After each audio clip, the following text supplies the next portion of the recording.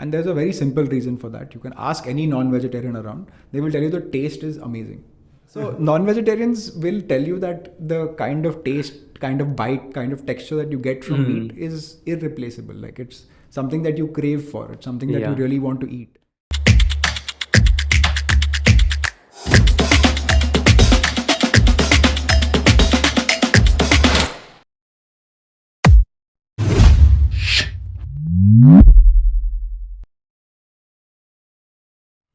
Welcome back to Modernizing Biz podcast. So it was great connecting with you. We just got into this conversation about the project that you're currently working on. It's somewhere around into plant-based meat and all, right? So what, like the project that you're currently working, the name Blue Tribe, in which year you have started out and how it started out? Can you help us out with a little bit backstory, the journey of building it? Sure. So plant-based meat as a concept is fairly new to India. It's only been a couple of years since this category has really grown and people have started talking about it. But a little bit of context to it is that plant-based meat actually is over a decade old globally. So you've got companies like Beyond Meats or Impossible Foods who were the path breakers in this space, based out of the US, who launched plant-based meats, which is basically meats but made from plants, right? They developed beef analogs to be used as food there. What we wanted to do was to bring plant-based meats to an Indian taste palette, right? Obviously, the two countries or the two worlds consume meat very differently. They were making beef analogs. In India, about 65% of the meat eaten here is only chicken.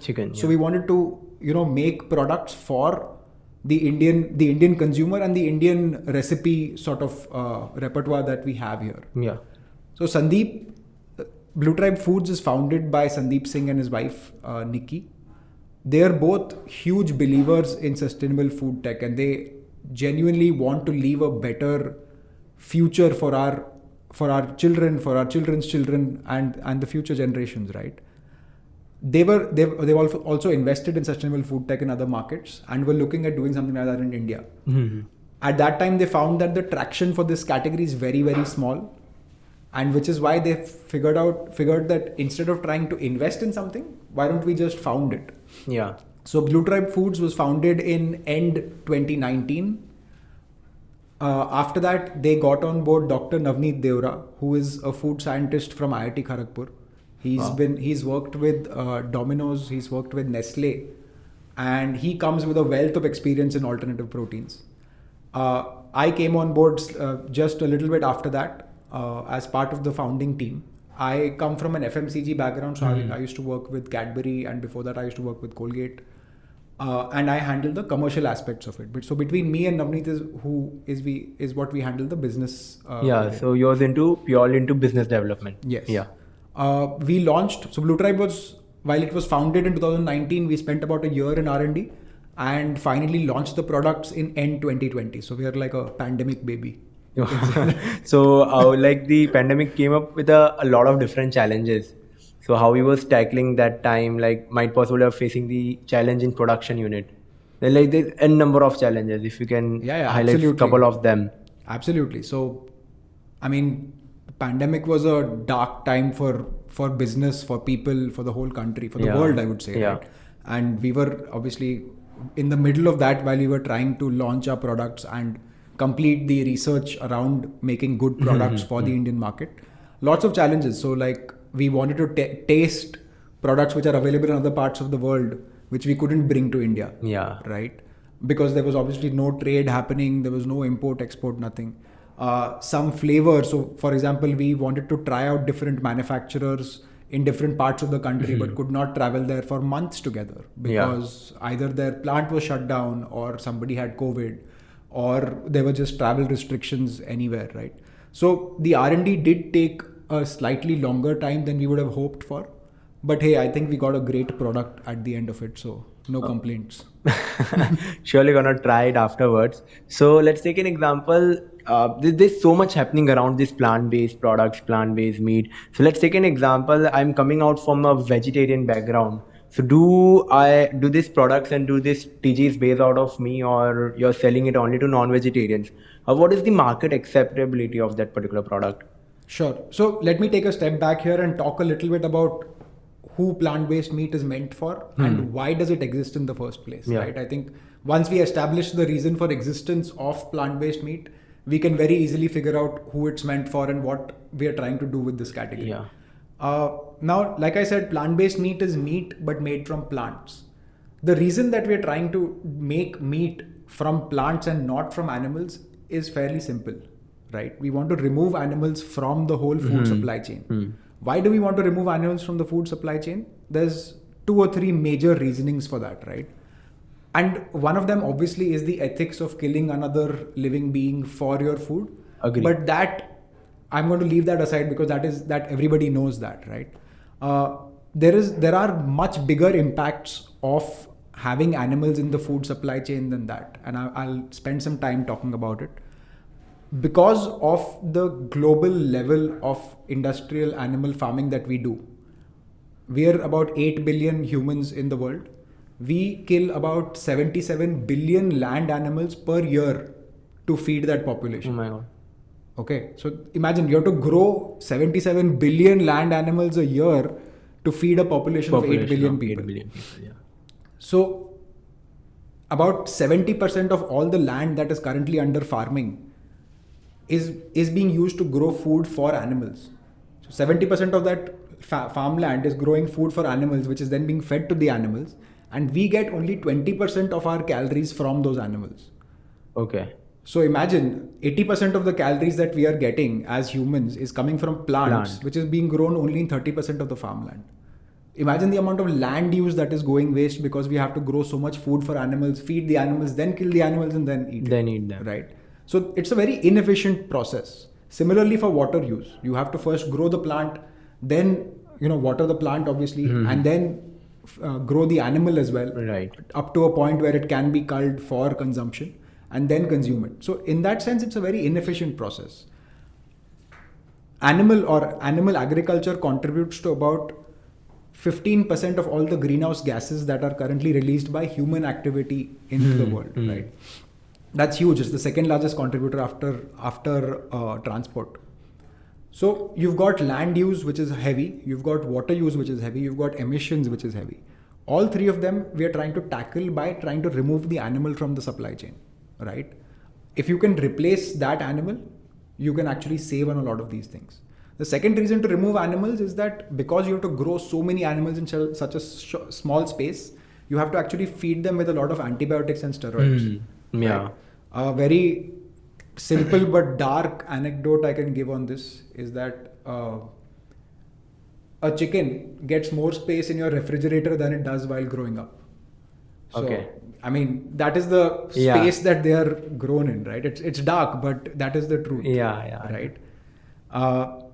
So if you have to grow a chicken in such a small space, you have to ensure that it is not getting ill, because if it gets ill, then that whole bunch of that whole flock of birds is going to be ill, which is what happened in avian flu in 2012. Yeah. So when you have that many animals growing in that space, and if there is any bug that kind of breaches that antibiotic barrier, it can become a pandemic. So you had Spanish flu in 1919, you had avian flu, swine flu, COVID-19, all coming from animals to humans. Yeah, something like budding up monkeypox as well, So zoonotic diseases coming from animals to humans is a huge cause of that is animal farming, right? So that's the other reason. In that sense, also you're giving the animals all these antibiotics and steroids, which you're then eating, right? So you're not eating a very clean meat in that sense. Okay. You're not. I mean, most of the people in the world are eating animals which are bred up this way. Plant-based meat is a slightly more cleaner form of meat in that sense. So you've got these problems with animal farming, with animal agriculture at this industrial scale plaguing the world, right? But for some reason, humans can't give up meat. And there's a very simple reason for that. You can ask any non-vegetarian around. They will tell you the taste is amazing. Okay. And as Have you an tried? erstwhile non-vegetarian, I can tell you that it is very Okay. hard to give up meat. So we both can relate on to this situation. Again, I was like seeing that if it is a vegetarian, I should give it a try once. But anyways, Yeah, yeah. so non-vegetarians will tell you that the kind of taste, kind of bite, kind of texture that you get from meat is irreplaceable. Like it's something that you crave for. It's something that you Yeah. really want to eat. So that's where the idea of plant-based meat comes from. It's to give you the same experience of eating meat, but without the animal. Without killing the animal. Exactly, and hence the target audience for something like this then becomes people who love meat. Okay. Right, so it has to be the non-vegetarians, people who've been eating meat, love to eat meat, but know somewhere in their minds that there is a impact associated with consuming something that is that is coming through this supply chain. Yeah. So the way we define it, the audience is basically the target, the conscious non-vegetarian. All right. So it's meant for non-vegetarians. To your question. Yeah.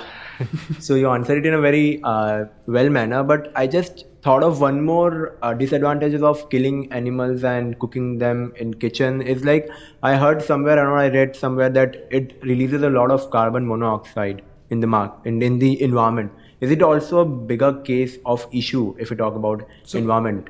Absolutely. So, like I said, emissions is very big from the animal industry, right? Carbon dioxide and methane, both huge contributors to the greenhouse effect, are released by animal agriculture. So, it's actually the second largest contributor towards greenhouse emissions after transport. Okay. Now let's take an example. If you have to explain to a 5-year-old, because there's a lot of happening around this plant-based, we are hearing about it day in day out. And again, coming down to your targeted remarketing campaigns. So after that, I have this. I'm very curious about this. How actually this I've produced? Do you use green technologies or are they termed into the fast food? Like what are the key ingredients? What are the raw materials? From where it is coming? Sure. So plant-based meat, the way it's made is by trying to replicate what meat is at the molecular level. Yeah. Okay. Now, meat at the most base level is a combination of proteins and fats. I mean, you know that, right? It's protein plus fat, and the certain combination will give you chicken, certain combination will give you mutton, certain combination will give you beef, pork, whatever, right? What we are trying to do is replicate that combination of proteins, fats from plant-based sources. So what we do is we take, say we want to produce a chicken nugget or a chicken keema. We try and figure out what it looks like at the molecular level and then re-engineer or reverse engineer that from plants. Wow. Now, which plant we use depends on what is the kind of texture we want to get. So we use ingredients like soy, we use peas. Yeah. So we actually mechanically extract the protein. Like there is mechanical pressure.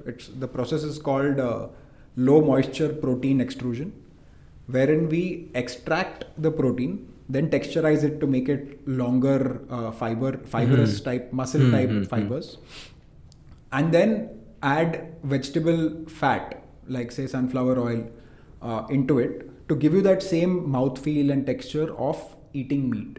Wow. So it's made from completely plant-based ingredients. Amazing. Now getting deep into Blue Tribe. So what you have done, that I have heard this news that there's like this Virat Kohli is also an investor over here. You got a big face of the brand. So do you feel so that having this type of people associated with the brand help you out in reaching out to the masses? Let's take an example. What if you have not got such investors? So what would be your marketing strategies back in those days? Sure. So the way we market it, and this is again going back to who the target audience is of being the conscious non-vegetarian, right?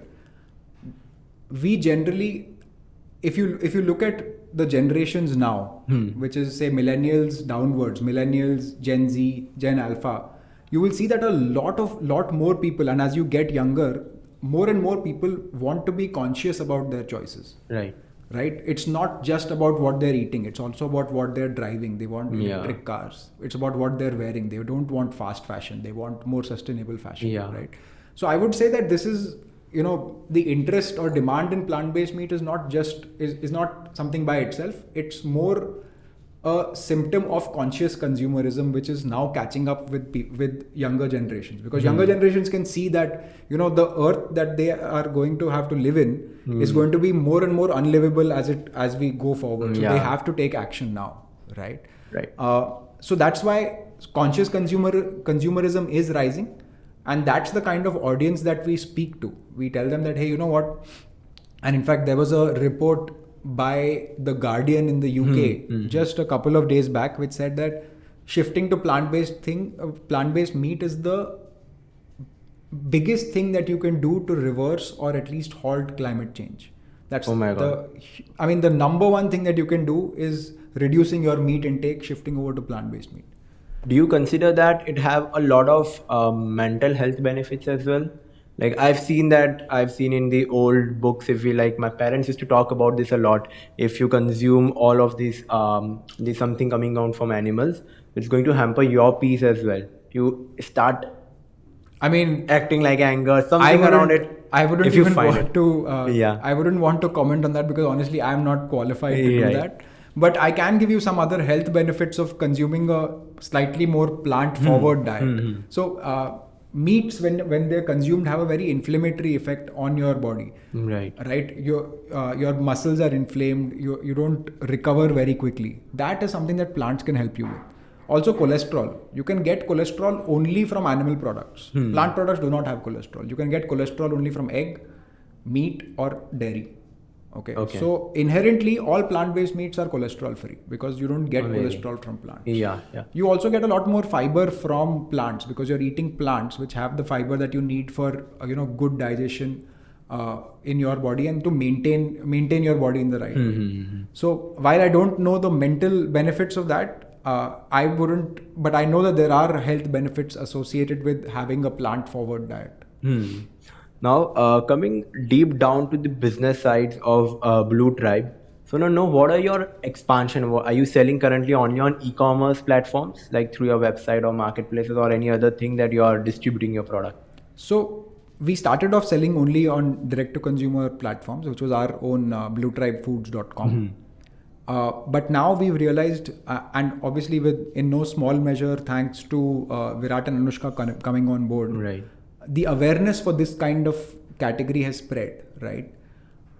We are now able to go and speak to a lot more retailers. We are able to go and speak to a lot more restaurants, hotels, saying that, hey, you know what? The consumer is now asking for something like this. There is awareness about plant-based meat category that is spreading.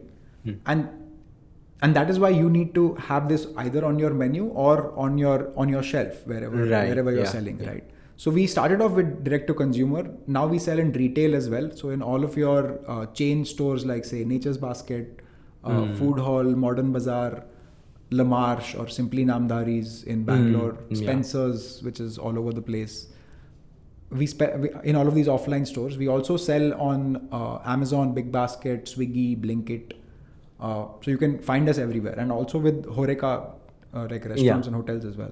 So will you see this product will going to gain a lot of market acceptability down the line? Let's take an example. In next 2 or 3 years, PETA is doing amazing job in busting the myths out of the minds of all the non-vegetarians or who are consuming non-veg. So what are the plan of getting into the QSR market? How fast you can get into these hotels, and do you have any plan to launch your own QSR unit, something like McDonald's? So launching our own QSR unit, maybe not yet, because launching a QSR takes much more than just having a great product, right? So we would rather be available in places where non-vegetarians are eating. Because that's the kind of audience that we want to go with. Yes, we do keep speaking with a lot of QSRs. In fact, there is something called Nerula's in Delhi, whom we work with very closely, and they have something called the Unmeatable Burger on their menu, which is made with our product. In Bombay, we have something called the Charcoal Eats Biryani, which is a delivery kitchen, who have a plant-based Afghani chicken biryani made with our products. So we do keep working with QSRs, maybe not the really big ones yet. I think pricing is still a challenge which we need to address in order to get to really mass QSRs. But I think with technology, we should be able to get there. I think you have to understand that chicken prices are actually going up, where we are able to reduce our prices by going more scale. Okay, so what is the current average pricing? So we are at about 1.5 to 1.8 times the price of chicken. So if you get chicken nuggets for say 200 rupees for 250 grams, we are at 295 rupees for 250 grams. So about 1.5x. Yeah. So again, currently you're serving a very niche audience. Coming down to the marketing, so this product will going to have a lot of myths around it, a lot of challenges in promoting. Let's take an example. One that I have in mind is that a lot of people will consider switching to the veg options, to the plant-based option. But again, they'll have this slightest thing about the taste. There's like n numbers of myths around the particular product. So how you have tackled down all of those, if you can highlight few of them, and how you have tackled out when promoting your product, getting into the market. So see, the Indian consumer is a very different consumer from what the consumer in the West is, right? In the West, they're not very vibrant, I will say, about the type of choices of meat that is available there, right? But in India, every 100 kilometers, the meat is consumed in a different manner. Like somebody's going to make it in a gravy, somebody's going to make it dry, somebody's going to make it in a in a naan or something like that, or in a samosa. Yeah. And you have to have a product which can suit all of these places, suit all of these uses. You have to have a very versatile product. Now, that's what our biggest challenge has been. So while we do launch, snacking type of products like say a nugget or a momo, which you can just fry up and eat. But if you are to get to the the main plate of the Indian consumer, you have to have a versatile product which can be used in the home cooking. Yeah. So that's what we keep building on. So we already have keema or mince, which you can use in. So it's a very plain sort of product which you can put into any masala and use it any way you want. Okay. Right? We want to have more such versatile products. So while we will launch the more snacking, easy to eat, easy to make kind of products. But if we are to get to a larger chunk of the audience, we need to have those kind of products as well. Even for QSRs, they want something that they can then make their own magic with. Or make their own recipes with. That's what happening with Maggie, I guess. Yeah. So I think keema is something that we've made, which which is a very plain product where you can add in your own masalas, your own style of cooking, and make it any way you want. The way you used to make with mincemeat. We also want to make like larger chunks, which can be then used in say a butter chicken. Or a dhaba chicken sort of curry sort of way, or into a biryani. So that's what our R&D is now up to.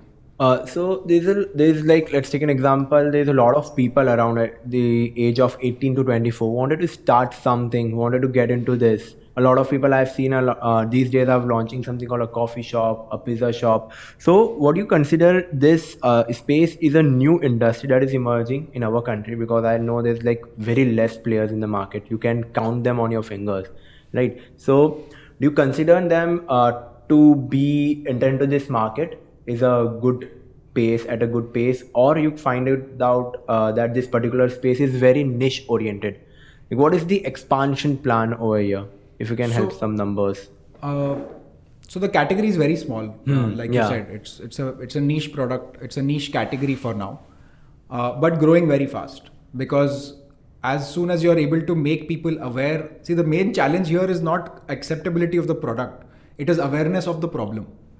Okay. In the sense, when you make more and more people aware of the damage that meat does to the planet, they are more attuned to saying that, hey, you know what, is there a solution?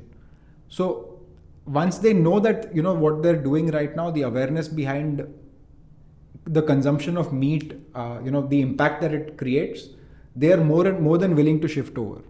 Okay. So our main marketing challenge, if you could call it that, is creating awareness about the problem. The category then grows by itself. Yeah. Right.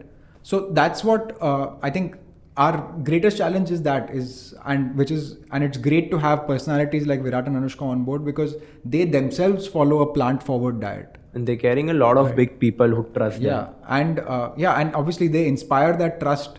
They're both huge animal lovers as well. They have animal foundations in Bombay and Delhi. Have been plant-forward in their diets for a long time. And can inspire people to do that as well. At least to, if not shift over immediately, but at least to have the thought in their mind that, hey, you know what, can I be a little bit more conscious in what I'm consuming? Okay. So if you can highlight any, at last, if you can highlight any of the this challenge that you have touched, the point that you're facing, the challenge in creating the awareness in the market. So how you're currently operating with that? How you're currently solving that particular problem? So we do we create a lot of content around it. Okay. Instagram obviously is one of the major places wherein we talk about this. We also work with a lot of I would say climate influencers or climate conscious activists to help them talk about, we work with them to get them to make people to understand the problem. Once they start talking about the problem, we can always offer, say, that, hey, you know what, if you want to have the same experience but without the impact of you killing the can animals. you can consume something like a plant-based meat. Cool. At last, if anything, you wanted to pass on the message to audience, talking about how one can shift easily to the plant-based meat. So Can it be happen in a day, or it's a long process, like a month or 2 months, like something like exercising?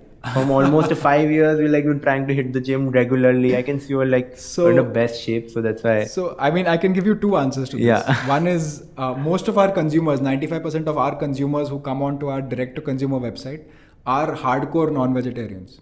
They're the ones who are eating non-vegetarian food about 5 to 6 times a week, but want to reduce the amount of meat that they're eating. So what they do is, instead of eating it 5 to 6 times a week, they will eat it only 3 times a week, and that other 3 times they will have a plant-based meat. So they can keep the experience but reduce the impact. Okay. Right? And that is a slow way of converting. So from that 3 times you can go down to 2 times, you can go down to 1 time, and then you can completely have only plant-based whenever you crave the feeling of meat. And that is what majority of the market is doing right now. All of them are non-vegetarian who want to reduce the amount of meat that they're eating. The other way to do it, honestly, and this is a very personal experience, because I used to be a huge meat eater and I went completely vegan. So I don't eat meat, no dairy, no eggs, nothing. And it just happened overnight because I went and I had a terrible experience trying to buy meat one day. Okay. And I just completely gave it up after that. And completely, no meat, no dairy, nothing. No egg. So but yeah, that is, I mean, I don't know whether that is the right way to go about it. I know that you can very gradually come down as well. But most vegans who are ethical vegans are doing it because of the animal cruelty angle and not because of the environmental angle. Okay. Cool. Thanks a lot for coming down to Modernizing Biz podcast. I hope audience will get a lot of insights out of it. And if down the line, are you running some kind of community where people can join and associate and give the impact? Is there anything happening in the market? I would love to. So honestly, we are not building the community ourselves. The community already exists. Wow. There's a lot of, if you look at what climate influencers like say Akash Ranison is doing, right? We work with him because he's doing a great job in spreading climate change awareness amongst people. We work with him. We work with people who are taking India's or flying India's flag on, say, the South Pole, and spreading awareness about how climate change is affecting the poles, and the ice caps are melting and the glaciers are melting and all of that, right? So we work with a lot of these guys. There is a lot of information available already. We're a part of it, but the problem is very big. But if enough of us kind of get together, I think climate change can at least be reversed, if not, can be halted, if not reversed. Yeah. Maybe in a decade it can be reversed. Absolutely. Thanks a lot. Thanks a lot. Thank you so much. Thanks for having me.